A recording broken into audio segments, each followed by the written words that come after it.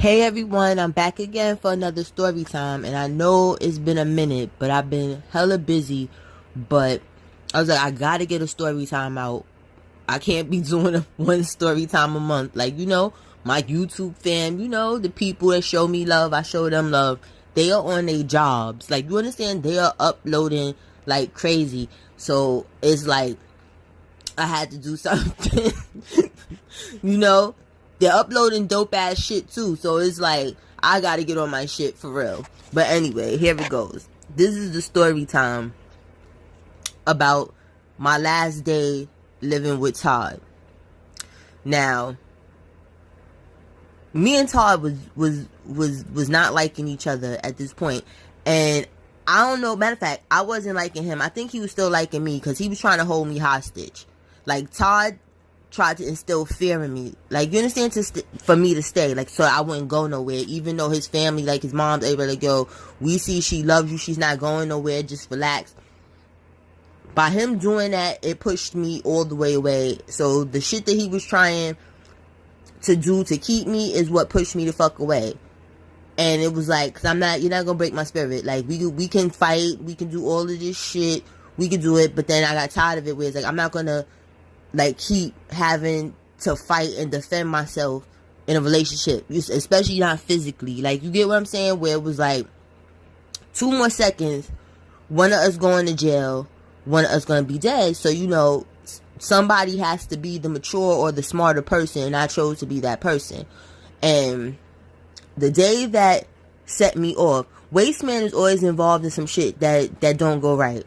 Where when we was in the pancake eating mode, because of Waste Man thinking it was a good idea to try and rob the nigga we getting our shit from, and that shit just went horribly wrong. That's why we was fucking eating pancakes and was fucked up.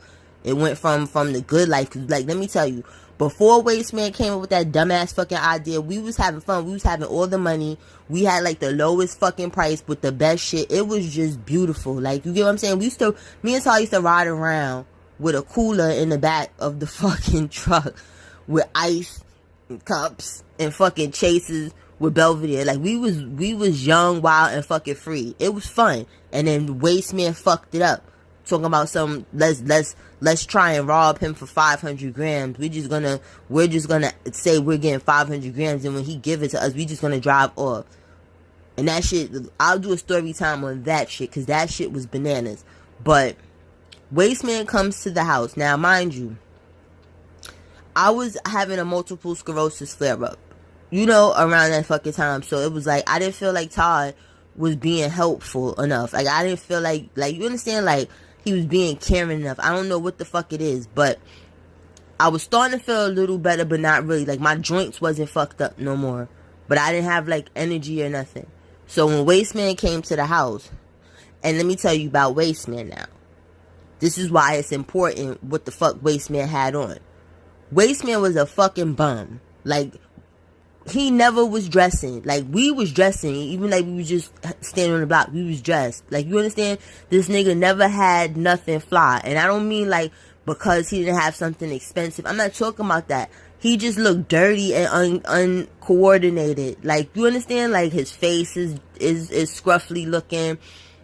He's not getting lineups and haircuts all the time. His fucking Air Force Ones is dusty. Like, you understand? He's a pure bum. Never smelled no cologne, no nothing. He's a pure fucking bum. So, he comes to the house. This nigga got on a fresh, nice ass Pelly. The new shit too. That's the shit that was crazy at that time. Fucking, nice. He looked coordinated. He looked like how the fuck he should have been looking the whole time hanging with us. And I'm like, I wasn't smelling him, but I could smell in the fucking air of the house, like the common air. I could smell cologne. So it was like, what the fuck is this? Like, you get what I'm saying? So, like, what's happening here? I was confused. So I went to go in the room, because I thought maybe he just came here because he just came from somewhere, or he's about to go somewhere. But Todd has nothing to do with what the fuck you doing. Todd comes in the room 10 minutes later. Yo, babe, I'm going to the block. So I'm like, all right. Now, it didn't click to me at the time that he can't be going to the block because he has no work. And Todd is the type of nigga, he not, just because you his friend or whatever the fuck you want to call it, he cool with you and shit like that, he's not gonna sit there and watch you hustle and he's not making any fucking bread. Like, even if you like, oh, I'm gonna give you something, he's not doing that. But the shit clicked in like 10 minutes fucking later. So that's when it clicked in, I called him. So when I called him, I'm like, yo, where y'all at? Cause I know you didn't go to the block because you don't have nothing to go to the block with. So now I hear music, the radio playing, the car radio, but I hear some bitches giggling. It sounded like two bitches. Like, you get what I'm saying? Like, it didn't sound like a whole, it sounded like y'all on some double date shit, some weird shit. And Wasteman already was the worst hoe I've ever met and hold him when it comes to a nigga. So I never really liked him hanging around Todd because of that, because his girlfriend kept calling me with this woe is me bullshit about him fucking all the time. So I'm like, yo, I don't need that to jump on Todd.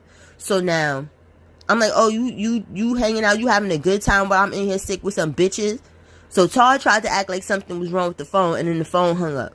So I called him right back. So I was like, nigga, I'm not playing with you. You chilling with some fucking bitches, you better bring your ass home.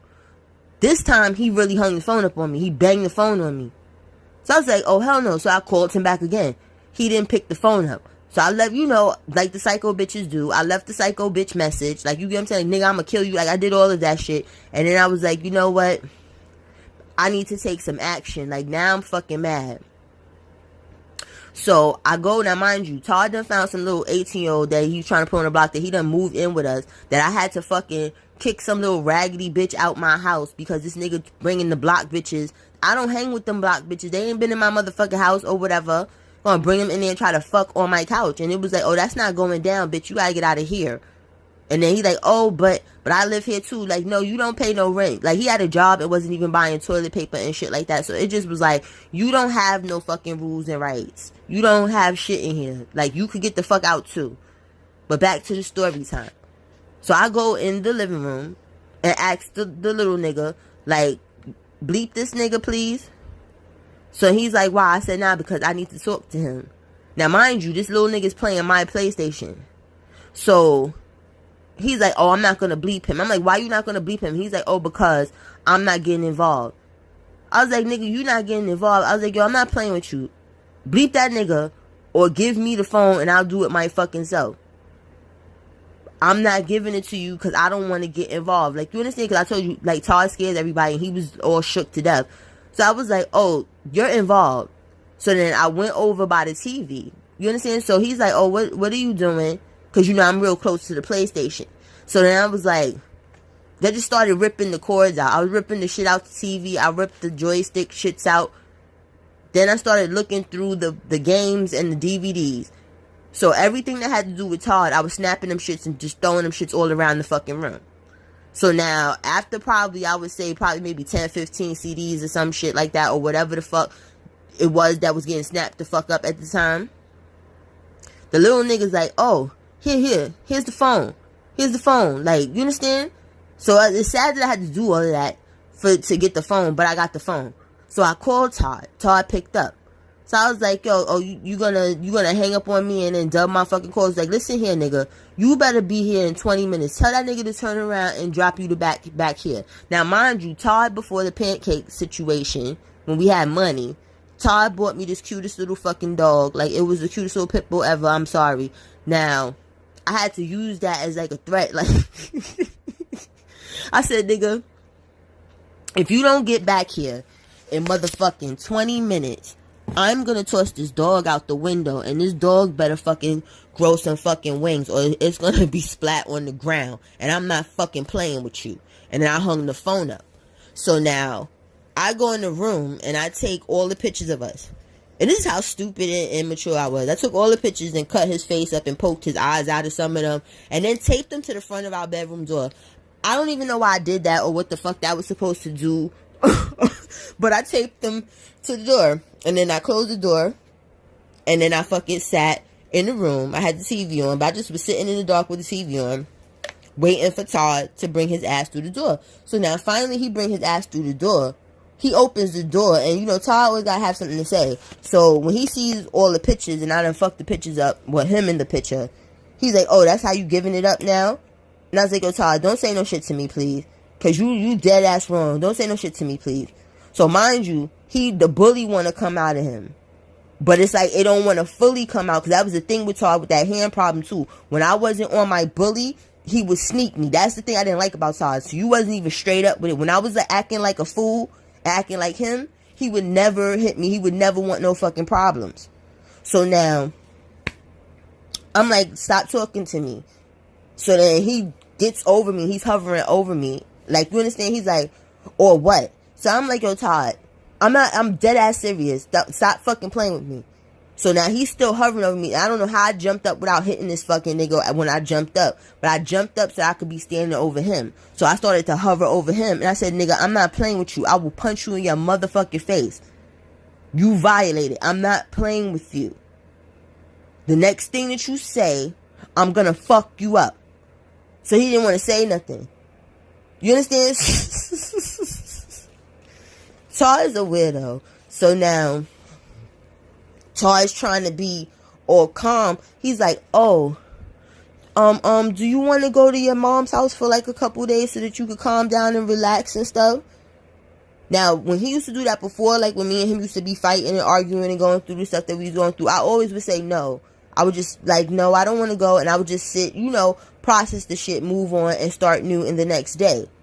But in this situation, I was like, yeah, I want to go. So now I packed a bag, but I packed the bag literally for a couple days because that was my intentions to go for a couple days. But then when I got there, I just felt so comfortable because I didn't have to worry about nobody trying to kidnap me, because niggas had tried to kidnap me because it's hard, like all type of crazy shit. Like I could not sleep. You understand? I was thinking people was gonna kick the door in when he wasn't there, and I sleep fucking heavy. Like, you understand? I'm like, so by the time I could even get to something, it's gonna be too fucking late. So instead of me staying for 2 days, I ended up staying for like 2 weeks. Like, people was looking at me crazy because I was wearing the same shit over and over, but I didn't care because I was like, all right, I'm about to go back home. Like, that's where all my clothes are. So I had left my building key and my door key by accident, like, in the rush of anger or whatever. So now I called Todd, like, okay, like, I'm about to come back home. So he's like, well, I ain't got no money for no cab. I was like, oh, I got my own money. So now Todd is immature. You understand? So mind you, this is winter time. I'm not just gonna pop up. Cause fast forward to like after we broke up and then we ended up just being friends like 2 or 3 years down the line after this story time or whatever and stuff. Like, he told me, and this is that I didn't understand with how, like, I'm supposed to read people's mind. He's like, oh, you was never supposed to ask me, could you come home? You supposed to just come home. Like, what kind of dumb shit is that? But anyway, back to this story time. So now, he's like, he's making up all these things why he's not fucking home. So then, after a while, it just turned to like, fuck it. I don't want to come home. I just want to come and get my stuff now. So now he kept trying to get me to run around. You understand? And then he did the bully. Like, he kept trying to act like he was never home. You know what I'm saying? And the times he was, like, he would call, like, 3 o'clock in the morning, no, good damn well. You understand? I'm not coming there to get that stuff then. And it was just games. He held my fucking clothes for 6 fucking months. 6 months. And then and the crazy, and this is the reason, because it was a weird period about, I came back home, and that's the weird shit, but it was just one time. And I came and I stayed for the weekend. I don't know if that shit was a week or two after the shit with about me not being home and I can't come that day when I was ready to come home, when I was at my mother's house. And he was like, oh no, I have to go run and do this or whatever and stuff like that. I tried to do like ghetto counseling and the shit didn't work. Todd made it clear, like, if I'm not going to change for my mother and be a nicer and better person for her, like, what do you expect me to do with you? So once he said that, it was like, you said all that needs to be said.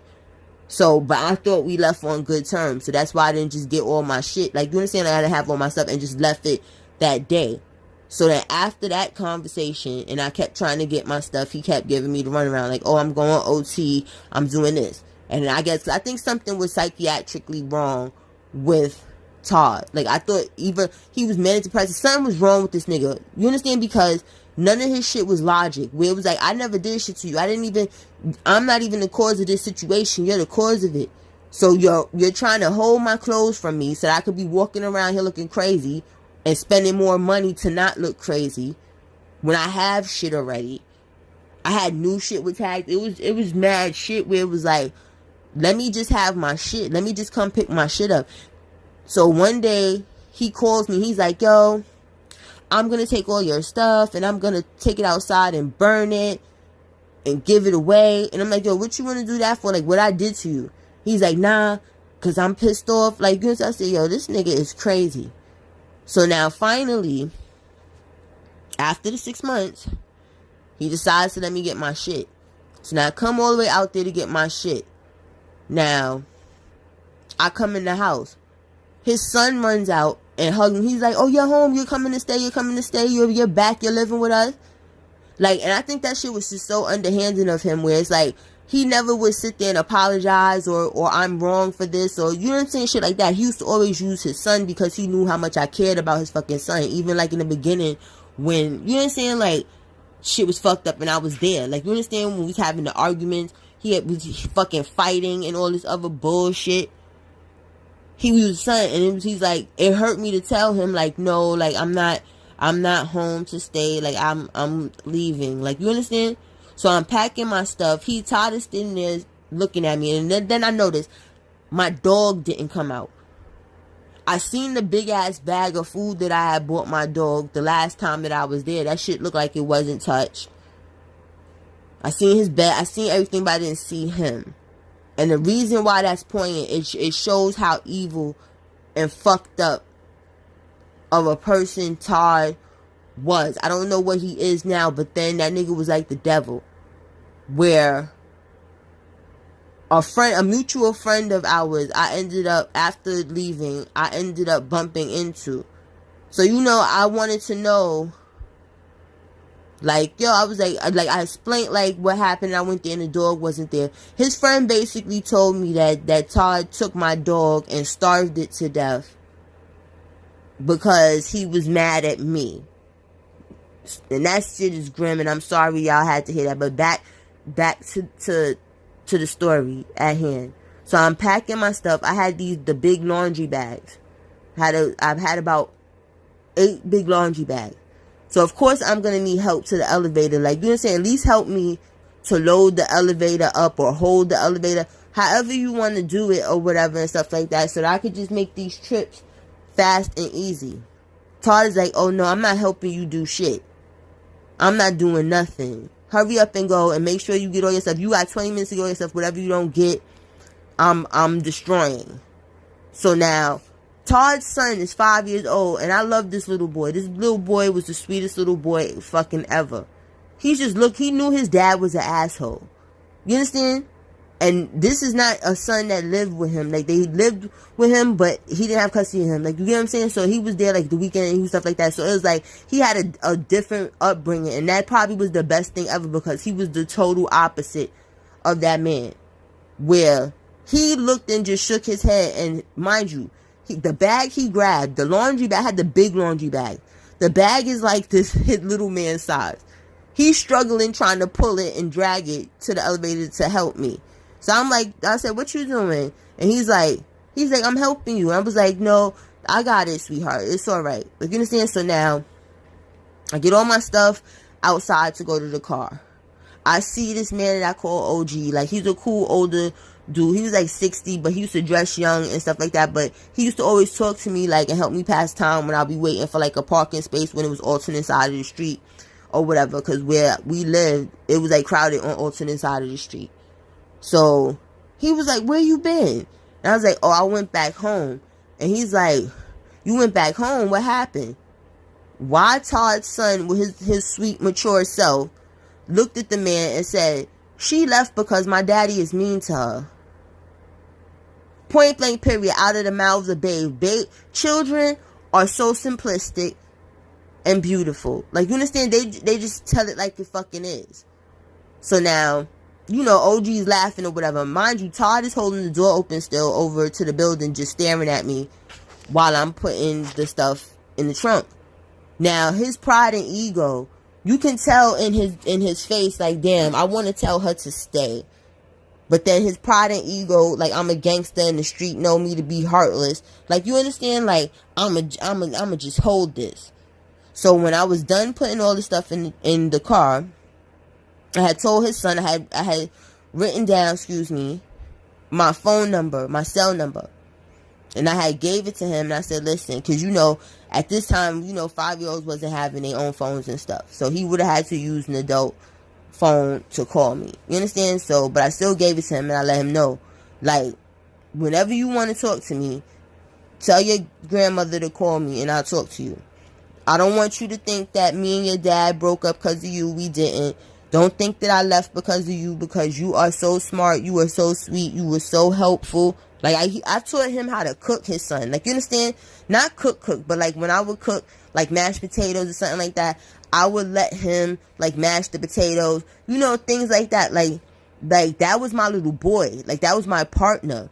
You understand? I said, this don't got nothing to do with you at all. Like, I still love you, and I will still talk to you whenever you want. And if you need anything, you just call me, and I'm there. This has nothing to do with you. It has to do with your dad. And he's like, I know. You understand? Sweet little boy. Like, so sweet. So, that was just the story time. That's the story time. And then the thing with my dog, I think that is the most heartless thing that you can do to a creature. Whether it's human, whether it's a dog, whatever it is. To starve them. Like, I'd have felt better him shooting my dog. I'd have felt better him doing some other shit. But even you doing that shit, it was like, what was that supposed to prove? What was the point of that? What was supposed to happen from that? That was evil and fucking disgusting. And then Todd went on to go get whack bitches and be fucking whack. Like, you understand? None of his family liked anybody. It was just crazy. It was just crazy. But it was the best thing that could have possibly fucking happened. Because straight up, one of us was going to be dead or in jail. And not trying to be funny, the way shit was going towards the end, when I'm like, yo, nigga, I can defend myself. I was being nice to your ass when you was kidney punching me in the beginning because you had bullets in your body and I did not want them to move, and something like you be in a wheelchair or something, which I shouldn't have been thinking about none of that. But then when I started defending myself, it was like my thoughts started to go other places. Like, I'm like, nigga, I will fucking stab you. I will fucking kill you. And I don't want to do that. I don't want to do it. But thank you for listening to this story time. It was mad serious. Like, I gotta tell some more happy stuff because that shit was way too fucking serious. But it needed to be told. And that shit is crazy. It felt better. So, thank you to everyone for the love and support. And I will talk to y'all later.